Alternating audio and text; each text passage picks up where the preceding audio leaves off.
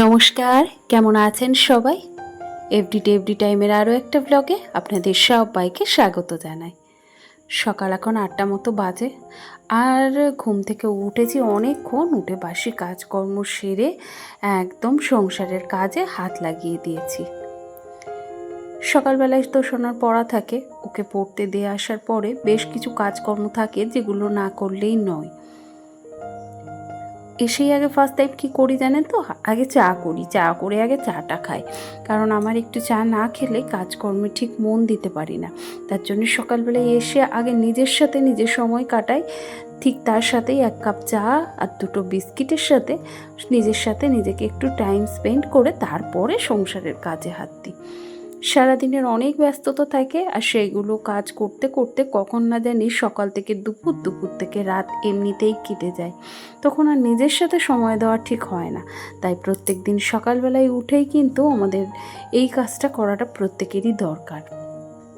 আর তারপরে এই যে সকালবেলায় বেশ কিছু কাজকর্ম আছে যেগুলো আমি করে ফেলি, যেমন বাসি বিছানা আমি কিন্তু বেশিক্ষণ রাখি না। আর সেটা যতক্ষণ চোখের সামনে থাকে ততক্ষণ মনে হয় যেন আমার ঘরদোর বড্ড অগোছালো রয়েছে। তাই আগেই চেষ্টা করি ঘরদোরটা গুছিয়ে নেওয়ার। তা অনেক দিনই ভাবছিলাম চাদরটা চেঞ্জ করব, তাই আজকে করেই ফেললাম। আর এই চাদরটা বেশ ভালো লাগে। আর বেশ কয়েকটা জামা কাপড় রয়েছে জানেন তো, কালকে সন্ধেবেলায় নিয়ে এগুলো গোছানো হয়েছিল না। তো যেগুলো আমি দেখেছি যে সময়কার কাজ সময়ে যদি না করি পরে কিন্তু এই কাজটা আমার এক্সট্রা করে করতে হয়। এই যেমন এখনই দেখুন, এখন অনেকগুলো কাজ আছে, তার মধ্যে আমাকে এই কাজটা আবার নিয়ে বসতে হলো। না হলে এর উপরে আরও জামা কাপড় জমবে, যেগুলো পরে ভাঁজ করতে গেলে নিজেরই বিরক্তি লেগে যায়। আর এখন এই যে ঘরদোরগুলো সুন্দর করে ঝাঁট দিয়ে দিচ্ছি। আমার একটু বসে সুন্দর করে ঘরদোর না ঝাঁট দিলে আমার ঠিক মনে হয় না। যদিও সকালবেলায় মা একবার ঝাঁট দেয়, কিন্তু আমার মনে হয় যেন যে একদম কোনা কাঞ্চি থেকে সমস্ত জিনিসের নিচ থেকে ধুলোগুলো যতক্ষণ না আমি নিজে হাতে করে বার করতে পারি ততক্ষণ যেন শান্তি হয় না। যাক, হয়ে গেছে ঘর ঝাড় দেওয়া, তো ঘরটা এই মুহূর্তে মুছবো না, একটু পরে মুছবো। আর এই দেখুন সিঙ্কে অনেকগুলো বাসন জমে গেছে। আগে দাঁড়ান এগুলোকে মেজে সাইড করে নিই, তারপরে অন্যান্য কাজ করব। কি জানেন তো, বাসন যদি সিঙ্কে থাকে তাহলে আমার ঠিক বিরক্তি লাগে। আর এইগুলো করতে করতে অনেকক্ষণ আগেই কিন্তু সকালবেলায় ভাত আর ডাল সেদ্ধ আলু সেদ্ধ করে ফেলেছি, যেটা মাকে দিতে হবে জলখাবার। আর আমরা আজকে আর ওই সমস্ত খাবো না, কারণ বাবা আজকে দিদিভাইয়ের বাড়ি সকালবেলায় গিয়ে ওখানেই খেয়ে নেবে। আর আমি আর আমার সোনা যাই হোক একটা কিছু দিয়ে চালিয়ে নিলেই হয়ে যাবে। তো সেটা দেখছি পরে আমরা কি খাই। তবে এই কাজগুলো মনে হলো আজকে না করলেই না। তাই এই দেখুন একদম সকাল সকাল সমস্ত কাজগুলো সেরে নিচ্ছি। আর সকালবেলায় রান্না করার আগে যদিও আমি রাত্রিরে রান্নাঘর পরিষ্কার করে রাখি, তবুও সকালবেলায় আমি একটা নেতা তো ভুলিয়ে নিই রান্নাঘরে। আর এই দেখুন মাকে জলখাবার দিয়ে দিয়েছি, তারপরে একটা বড় কাজ করব। এই দেখুন একটু গামলায় জল বসিয়ে দিয়েছি।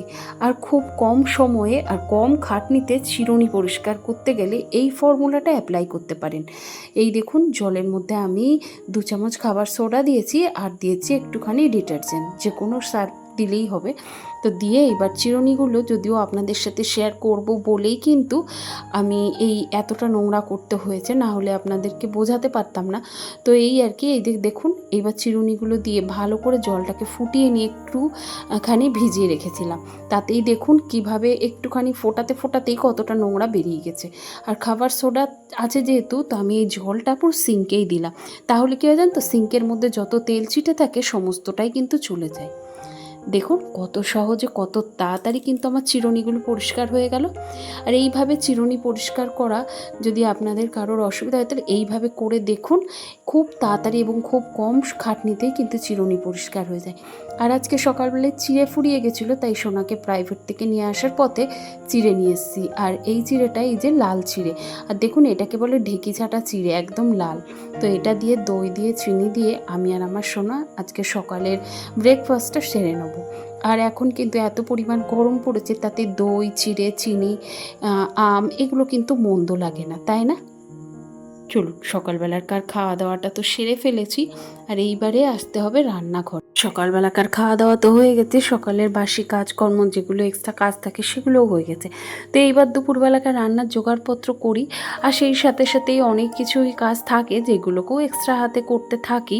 তবে সব দিন সব কিছু যদি শেয়ার করতে থাকি তাহলে কিন্তু আপনাদেরও বোর ফিল লাগবে, আর আপনাদেরকে এই একই কাজ রোজ রোজ দেখাতে দেখাতে আমারও কোথাও না কোথাও যেন বিরক্তির সৃষ্টি হবে। এই দেখুন আজকে রান্নার জন্যে ডালটাও বসিয়ে দিয়েছি। 11টা বেজে গেছে, আর ওদিকে রান্না বসিয়ে এসেছি বলতে ভাত বসিয়ে দিয়েছি, আর মুগের ডাল করব তো সেটুকুই বসিয়ে দিয়েছি।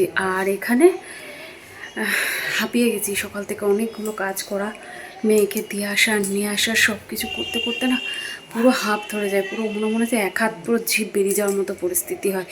আর এখন একটু এখানটায় বসলাম, যদিও ফ্যান চালাইনি, এমনি বসেছি। কেন বলো তো ফ্যান চালাইনি? ফ্যানের হাওয়া খেয়ে না রান্নাঘরে আর ঢুকতে ইচ্ছা করে না।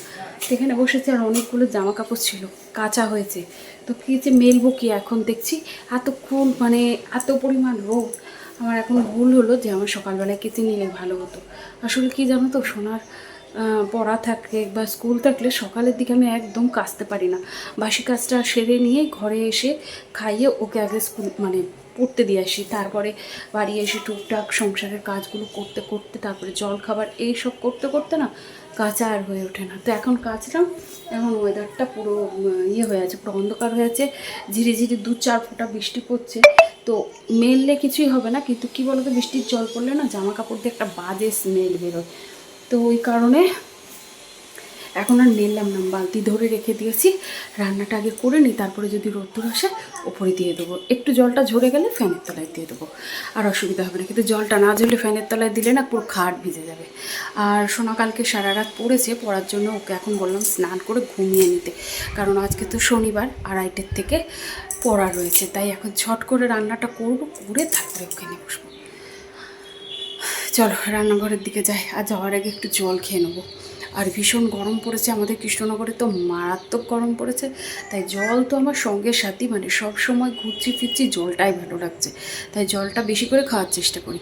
আর আর আপনারাও তাই করবেন, বেশি করে জল খাবেন। জল খেলে কী হয় জানেন তো, অনেক সমস্যা থেকে মুক্তি পাওয়া যায়। তো আমি যে ডক্টরের কাছে দেখাতাম বা আমার সোনাকে যে ডাক্তার দেখাতাম, তিনিও তাই বলতেন যে জলটা বেশি করে খাওয়ার চেষ্টা করবে। জল খেলে ভেতরের বিভিন্ন রকমের রোগ কিন্তু কেটে যায়। চলুন রান্নাগুলো করে নিই আগে। আর এই দেখুন রান্না করার আগেই ভাবলাম মেঘটা পরিষ্কার হয়ে গেছে, তাহলে জিনিসপত্রগুলো একটু রোদ্দুরে ফেলে দিই। তাই রোদ্দুরে ছড়িয়ে দিয়েই চলুন রান্নাঘরে যাই, এগুলো ওগুলোর মতো শুকোতে থাকুক। আর এই দেখুন বেশ কিছু সবজি কেটে নিয়েছি, এগুলোকে এখন ধুয়ে নিয়ে রান্নার জোগাড় করব। আর আজকে নিরামিষ করব, এই যে সব কিছু দিয়ে একটা চচ্চড়ি হবে, তো সেই জন্য পটল, কুমড়ো, কাঁঠালের বীজ, কচু ডাঁটা সবটাই কেটে নিয়েছি। আর ঢ্যাঁড়স ভাজা হবে, পটল ভাজা হবে, কাঁঠালের দানা ভাজা হবে, আর ওদিকে মুগের ডালটা ফোড়ন দেবো। তাই এখানে জিরে, শুকনো লঙ্কা আর তেজপাতা, সাথে গোটা গরম মশলা নিয়েছি, আর একটুখানি আদা গ্রেট করে দিচ্ছি। এইভাবে মুগের ডাল করলে না বেশ ভালো লাগে জানেন তো। তাই দেখুন এদিকে মুগের ডালটা বসিয়ে দিয়েছি, আর এর পাশে আস্তে আস্তে ভাজাগুলো করব। তো এখানে ঢ্যাঁড়স ভেজে নিচ্ছি, আর এখানে ছোট ছোট আলু পোস্ত দিয়ে ভেজে নিচ্ছি, মানে একদম ছোট ছোট করে কেটেছি, কেটে এটাকে লাল করে ভেজে পোস্ত ছিটিয়ে ভাজবো। আর সাথে পটলও ভেজে নিয়েছি। আর এখানে করব চচ্চড়িতে, চচ্চড়িটাকে আমি আগে থেকেই একটু ভাপিয়ে নিয়েছি জানেন তো। এর একটাই কারণ হলো যাতে গ্যাসটা কম পড়ে আর রান্নাটাও তাড়াতাড়ি হয়। আর এরই মধ্যে সোনার বাবা কিন্তু হাজির হয়ে গেছে। আর দাঁড়ান একটুখানি ভাজা মশলা দিলাম, আর এতে না ভাজা মশলা দিলে বেশ ভালো লাগে জানেন তো। তো যাই হোক রান্না তো হয়ে গেল, চলুন ওকে আগে খেতে দিয়ে দিই। চলে ওর বাড়ি আসলে ভীষণ খিদে পেয়ে যায়, কারণ সকাল থেকে একেবারেই খালি পেটেই আসি। তো ওই কোনো কারণে ওকে আগে খেতে দিয়ে দিলাম, আর সেই সাথে সাথে আমাদেরও খাওয়া দাওয়াটা সেরে নিলাম। আর তারপরেই দেখুন কত সুন্দর বৃষ্টি এসছে, বেশ ভালো লাগছে। তাই জানলায় বসে বসে একটু বৃষ্টি দেখি। আর চলুন তাহলে আজকের ভিডিওটা এখানে শেষ করছি। সবাই ভালো থাকবেন, সুস্থ থাকবেন, দেখা হবে খুব তাড়াতাড়ি।